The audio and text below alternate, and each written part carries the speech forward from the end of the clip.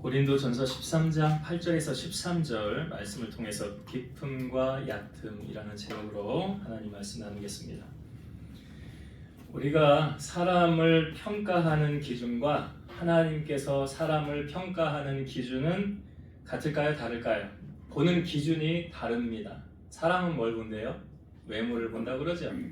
보이는 것을 보는 거예요. 그냥 사람은 눈에 보이는 대로. 그러나 하나님은 뭘 보신대요? 중심을 보신다. 그래서 남자들이 여자를 볼 때 조심해야 될 몇 가지가 있어요.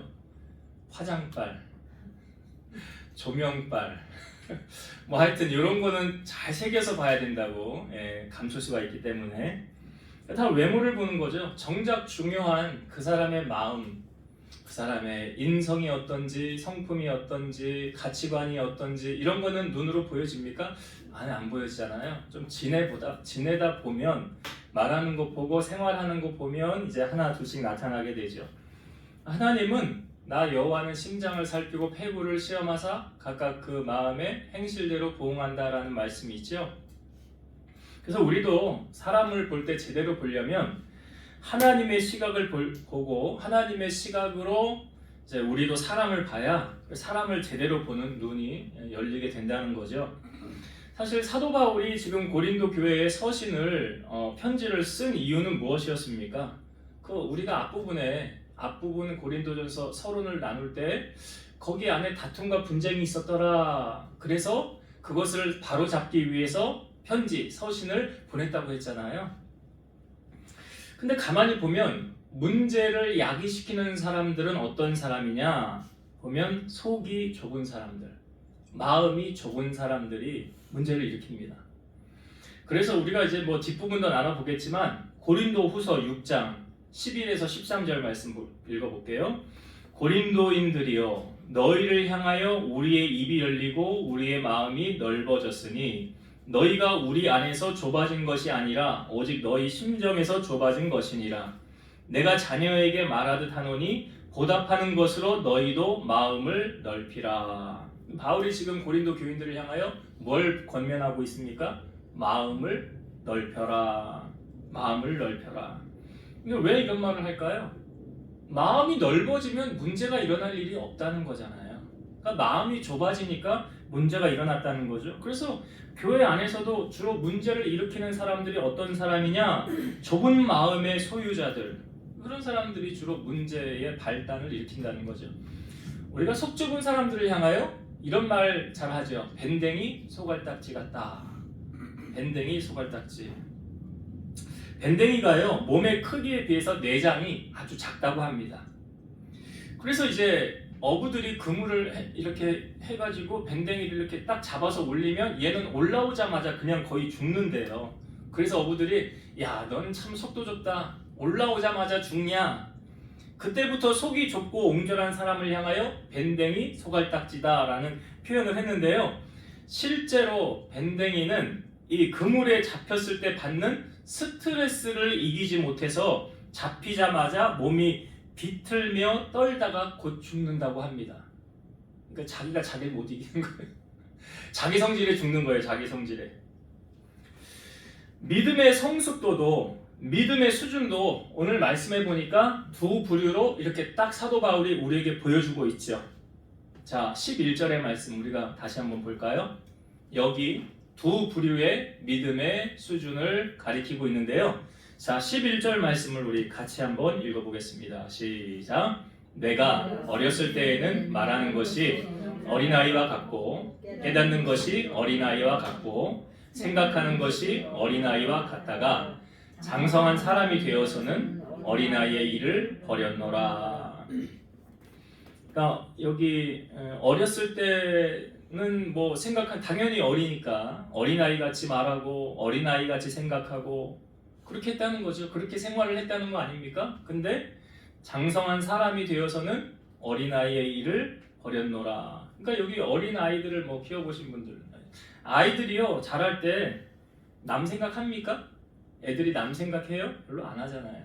일단 내 손에 먹을 거 쥐어줘야 되잖아요. 그렇잖아요. 그래야 안 울지 않습니까?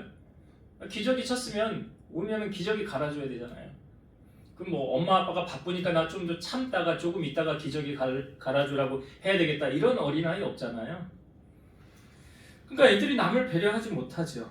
오직 자기만 생각하는 그런 걸 보게 되잖아요. 우리가 주일날도 말씀을 나누었을 때 예수님이 고물에서 얼마나 피곤하셨으면 머리 잠깐 붙이고 쪽잠 자는데 제자들이 죽겠다고 난리를 하면서 예수님 깨우잖아요. 근데 예수님의 입장에서 생각하는 제자들이 있어요? 없어요? 없잖아요. 그게 뭐예요? 어린아이. 그게 어린아이라고. 그 생각하는 수준이 자기밖에 몰라요. 자기만 생각해. 이걸 어린아이의 수준이다 라고 말하고 있고요. 신앙이 깊어질수록 어떻게 됩니까? 나를 돌아보지 않고 남을 돌아보죠. 그러니까 어떻게 바뀌는 거예요? 이기주의에서 이타주의로 바뀌는 거예요. 이게 뭐예요? 십자가 사랑이잖아요. 내 이웃을 내 몸과 같이 사랑하라. 이게 나를 부인하고 십자가 지고 주님의 사랑을 실천하는, 이거 아무나 할 수 있는 거 아니에요, 사실은. 어린아이 같은 믿음의 분량을 가진 사람이 이거 하라고 그러면 하겠어요? 못하죠. 나밖에 모르는데. 예수님께서 왜 십자가를 지셨습니까? 예수님이 자기 자신만 생각했다고 한다면 십자가 질 이유가 있어요? 없어요? 예수님 죄도 안 졌는데. 예수님 십자가 질 이유가 없어요. 나만 생각했다면. 예수님도 십자가 앞에서 우리가 마지막으로 기도한 거 아시잖아요. 겟세마네 동산에 올라가셔서 예수님이 땀방울이 핏방울이 되도록 간절히 기도할 때 기도한 내용이 무엇이었습니까?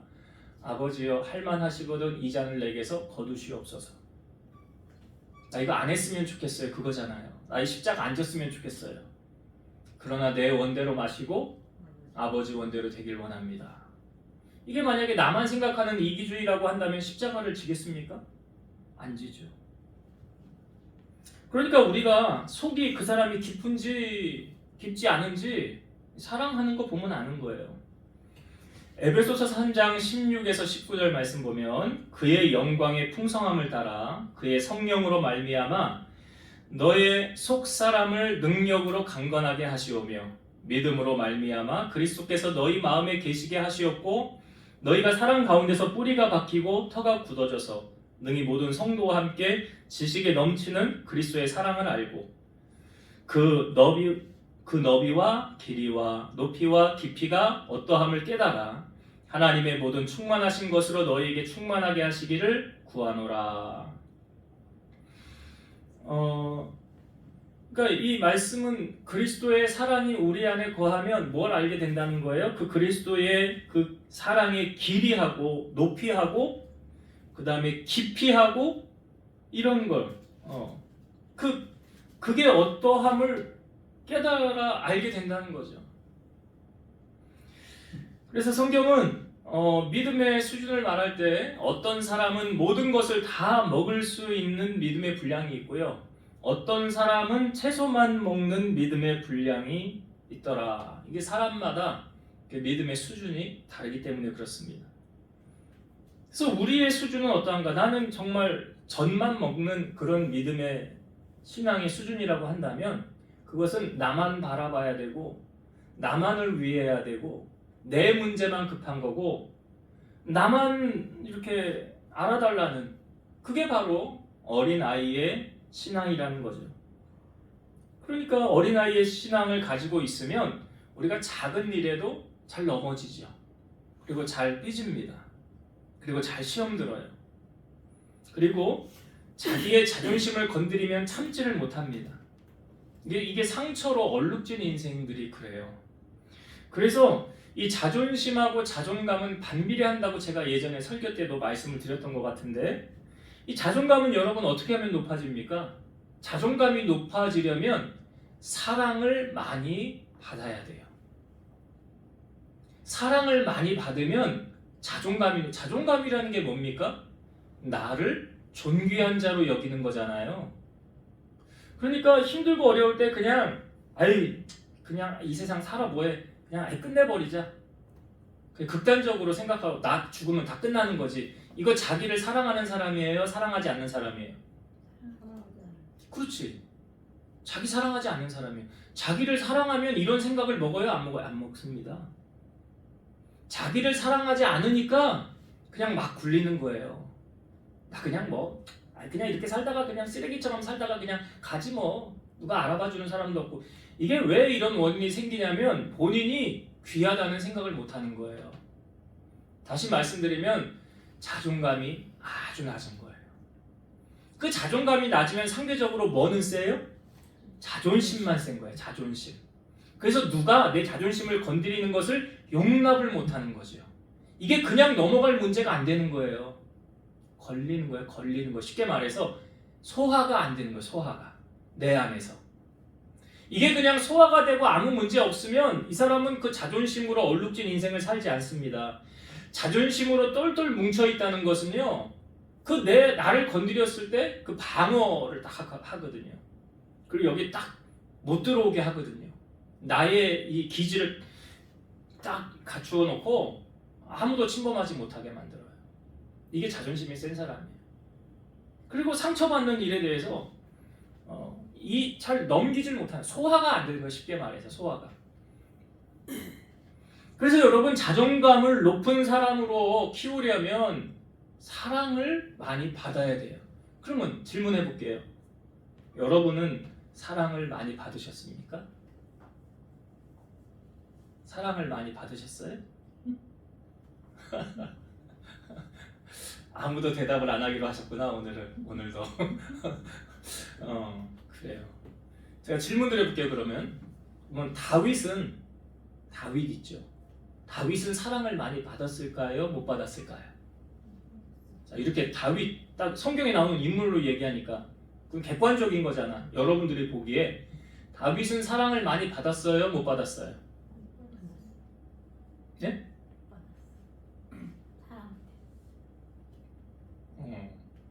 그래. 그 말에 꼬리가 좀 있어요.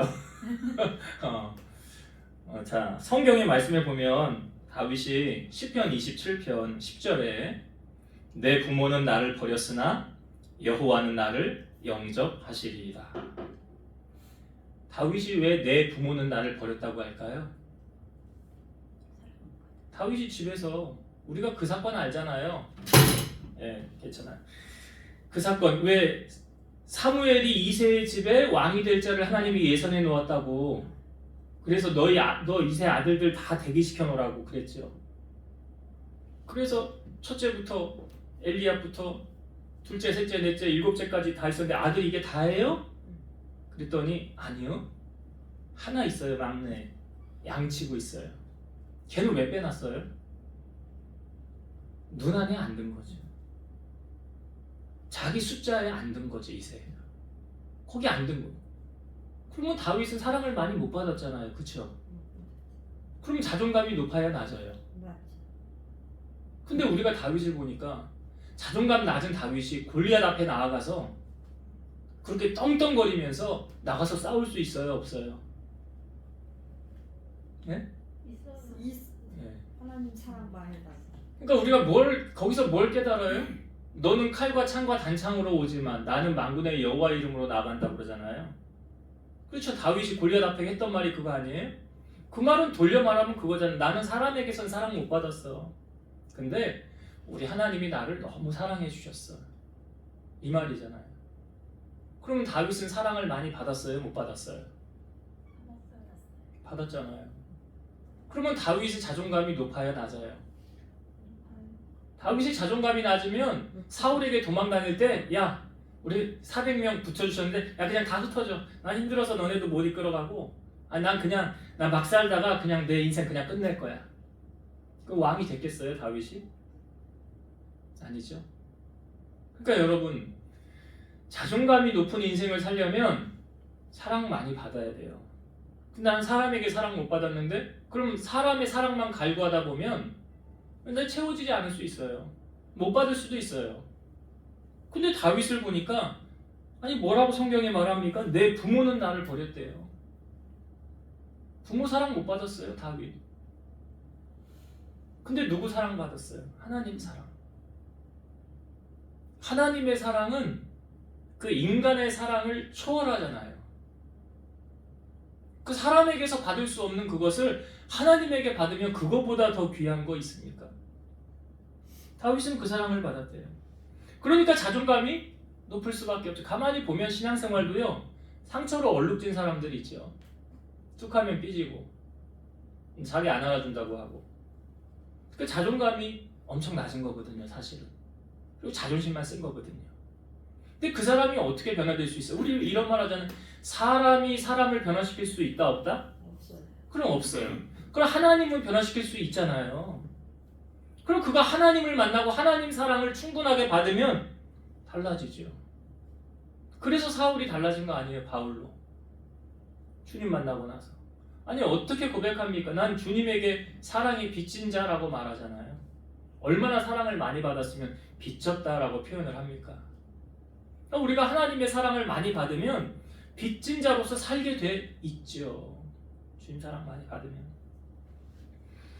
자, 예수님께서 요한일서 3장 16절에 보면 그가 예수님이 우리를 위하여 목숨을 버리셨으니 우리가 이로써 사랑을 알고 우리도 형제들을 위하여 목숨을 버리는 것이 마땅하니라. 그러니까 사랑이 깊은 사람은 장성한 어른의 분량, 수준을 같은 사랑을 하고요. 사랑이 얕은 사람은 어린 아이 같은 수준의 분량을 가지고 사랑하더라. 우리가 저번 주에 우리가 사랑을 표현할 때 앞에 수식어를 뭘 붙였어요?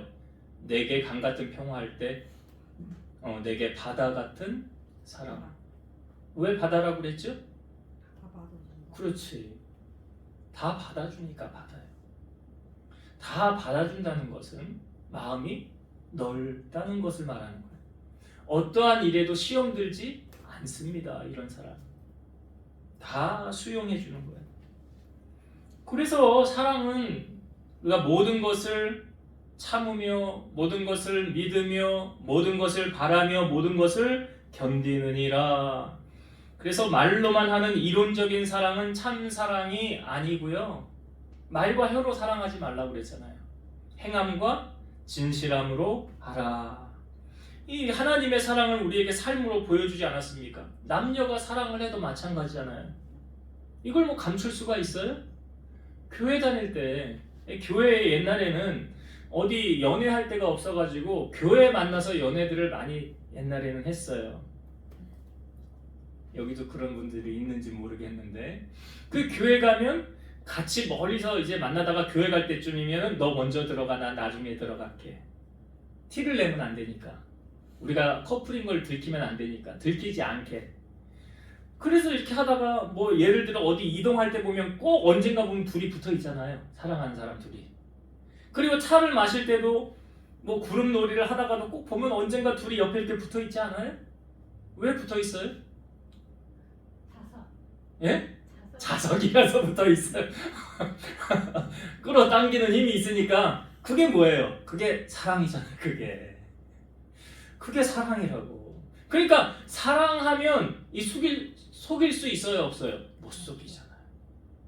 이게 삶에 다 드러나게 돼 있거든. 그럼 우리가 주님을 사랑한다고 하면 삶으로 드러나요? 안 드러나요? 안 드러나는 건 사랑하지 않으니까 안 드러나는 거예요. 안 드러나는 거는 별로 사랑함이 없기 때문에 안 드러나는 거예요. 주님 사랑하면요 다 표가 나게 돼 있어요. 드러나게 돼 있어요. 그래서 우리가 신앙생활 할 때요 이 사랑하는 마음이 없으면 밍숭맹숭한 거예요. 교회 가는 것도 별로 기쁘지가 않아. 예배 드린데도 감동도 없어. 기도하는데도 그냥 입만 뻐끔뻐끔 하게 되는 거예요. 사랑을 하면 뭐 들뜨거나 설레는 게 이런 게 있잖아요. 여러분 사랑 다 해보셨잖아요. 설레는 마음이 있잖아. 설레는 마음이. 그럼 우리가 주님 사랑하는 마음으로 여기서 예배하고 찬양하고 기도하고 그러는데 그런 설렘과 그런 기대감이 우리 안에 있는가 점검을 해보셔야 돼요. 그런 게 없으면 첫사랑이 식어진 거잖아요. 그럼 어떻게 첫사랑이 식어졌으면? 주님과 대면 하는 거예요. 대면 하는 거예요. 그래서 에베소 교회를 향하여 뭐라고 말씀하십니까? 너희 처음 사랑이 식어졌으니 어디서 떨어졌는지를 생각하고 회개하여 처음 행위를 가지라. 처음 그 뜨거웠던 그 사랑을 다시 회복하라. 이런 마음으로 신앙생활을 해야 되는 거예요. 야곱이 라헬을 너무 사랑해서 7년을 수일같이 여기면서 무일푼으로 돈 하나도 받지 않고 그냥 7년 동안 종살이 했잖아요. 왜요? 사랑하니까. 그러니까 우리가 주님 사랑하면 이렇게 하게 돼 있는 거예요. 속일 수가 없어. 감출 수가 없어요. 문제는 내가 지금 주님을 사랑하고 있는가 그렇지 않은가를 점검을 하시면서 신앙생활 하셔야 돼요.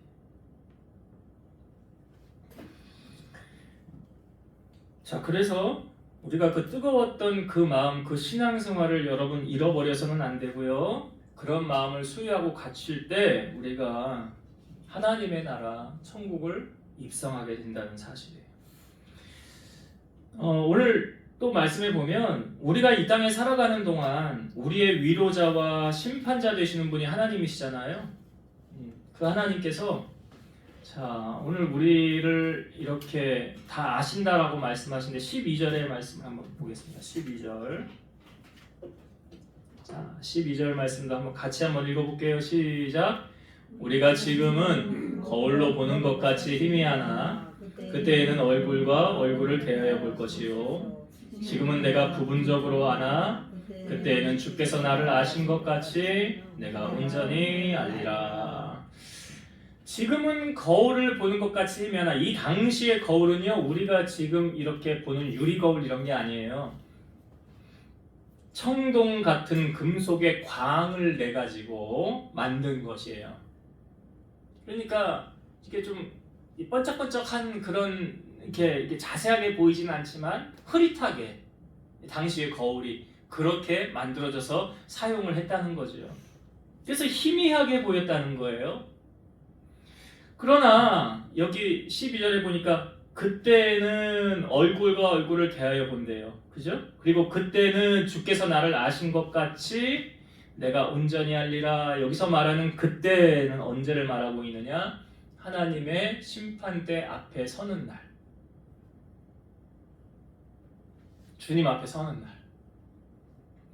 그래서 우리의 신앙생활이 그 하나님 앞에서 코람데오의 신앙을 갖추어야 되는 이유가 뭐냐면 분명히 우리가 나중에 주님 앞에 다다랐을 때요, 주님은 우리의 삶의 어떤 부분들을 보여주면서, 이게 이제 마태복음에 있는 말씀인데 그 의인들을 향하여 이렇게 주님 말씀하셔요. 너희들은 내가 굶주렸을 때 와서 먹을 것 주었고, 병들었을 때 돌아보았고, 내가 헐벗었을 때 옷을 입혔고, 응? 나를 이렇게 잘 섬겼느니라. 그러니까 이 사람들이 뭐라고 그러냐면, 주님 우리가 언제 그렇게 했어요?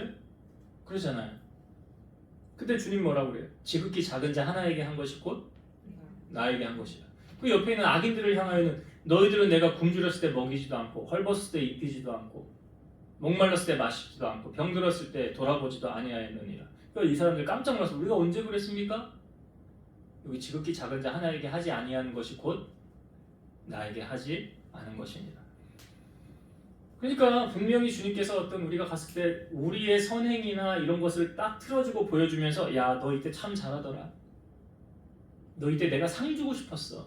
그때 상 못 준 거? 이제 내가 여기서 줄게. 여기서 많이 누려라. 이게 말하는 이거 그때예요, 그때. 그 다음에 악인들을 향하여서는 이렇게 말씀하시겠죠. 그들의 그 악함을 딱 CCTV를 딱 틀어주고 보여주면서, 너희들의 이 악함을 봐라. 너희들의 그 악한 대가를 내가 치르게 할 것이니라. 영원한 불에 던져놓고 심판하시지 않으실까요? 그래서 우리가 늘 하나님 앞에 설 마음을 갖고 이 땅에서 살아야 함을 잊어서는 안 되는 거죠. 그러니까 악인들의 잘되고 번성함을 부러워할 이유가 하나도 없어요, 여러분. 하나도 없다고요. 왜 하나님은 가만히 계십니까? 왜 심판을 하지 않습니까? 아니요, 심판하십니다. 아직 하나님의 때가 안 돼서 그래요. 하나님 때가 되면 다 심판하십니다. 상과 벌을 주시고 악인과 죄인을, 의인과 죄인을 나누십니다.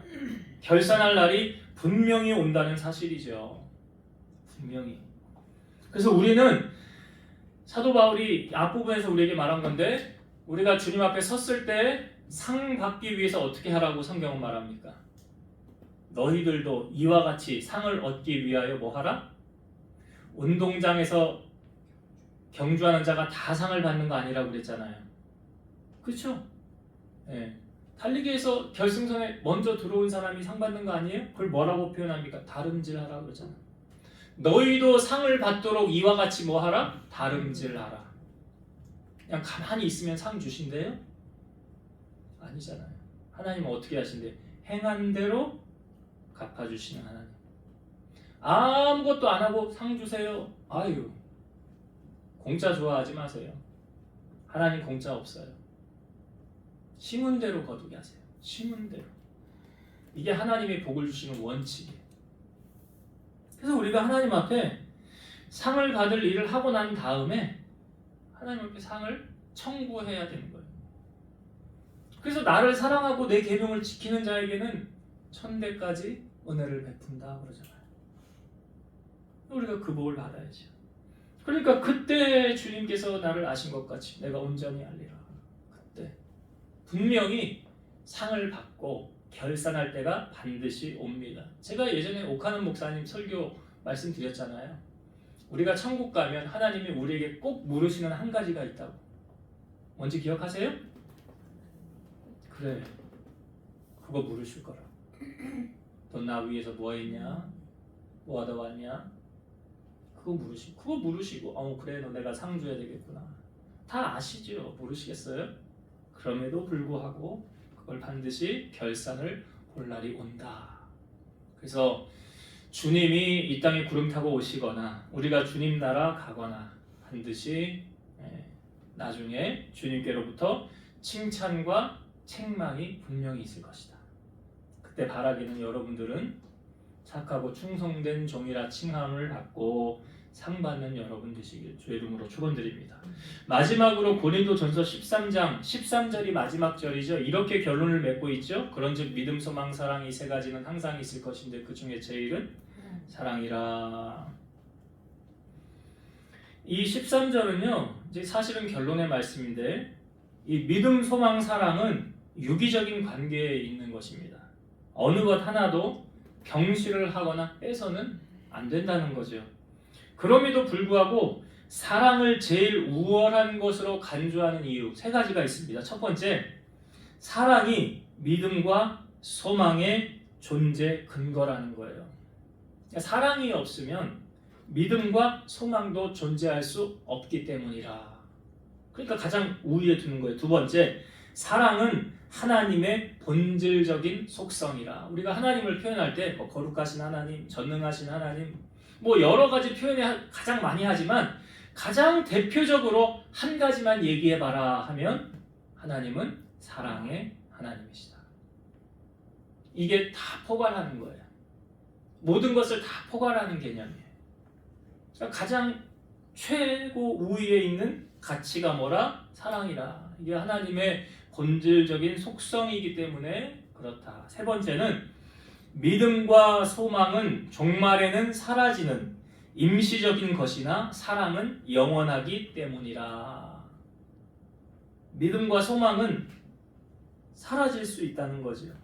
임시적인 것이라는 거예요. 그러나 사랑은 영원하다. 이 말은 다른 말로 말하면 하나님은 무엇이다? 사랑이시다. 이 말이에요. 하나님은 사랑이시다. 그래서 영원한 것은 하나님밖에 없다. 풀은 마르고 꽃은 시드나 하나님 말씀은 영원히 서리라 그러잖아요. 그러니까 하나님은 영원하다라는 말이에요. 하나님은 사랑이시다. 고로 우리가 이 땅에서 살면서 의지할 분은 하나님 한 분밖에 없다. 이 말씀이에요. 그래서 믿음, 소망, 사랑 세 가지는 항상 있을 것이나 그 중에 제일은 사랑이라 라고 말하는 거예요. 자, 말씀을 결론을 맺을게요. 오늘 사도 바울이 고린도전서 13장을 우리에게 얘기하면서 나는 어떤 사랑을 갖고 실천하는 사람인가 우리 자신을 돌아보게 했는데 두 종류의 사람이 있었죠. 어린 아이와 같은 사랑을 하는 사람, 장성한 어른의 분량을 가진 사랑을 하는 사람. 네, 두 차이는 확연히 달랐습니다. 어린 아이의 수준은 자기 자신밖에 모르는 이기적인 사랑을 하는 사람을 어린 아이에 비유했고요. 장성한 사람은 나를 돌아보지 않고 내 이웃을 내 몸과 같이 사랑하는 사람. 이 사람이 장성한 사람. 믿음의 분량도 그렇죠. 우유하고 젖만 먹는 사람은 어린 아이의 수준의 분량. 그러나 모든 것을 다 먹을 수 있는 사람은 장성한 어른의 분량. 이 먹는 걸로 표현을 하면 안 되고요. 어떤 문제나 사건을 만났을 때 쉽게 넘어지는 사람, 시험 드는 사람, 삐지는 사람, 이건 어린아이. 그러나 어떠한 경우에도 넘어지지 않고 하나님만을 바라보고 믿음으로 달려가는 사람, 이거는 어른의 수준의 분량. 그럼 나는 어느 수준인가? 적용이 되시죠? 장성한 어른의 분량을 갖추는 여러분이 되시길 바라고. 두 번째, 우리가 12절의 말씀, 그때는 이제 우리가 주님 앞에 섰을 때예요.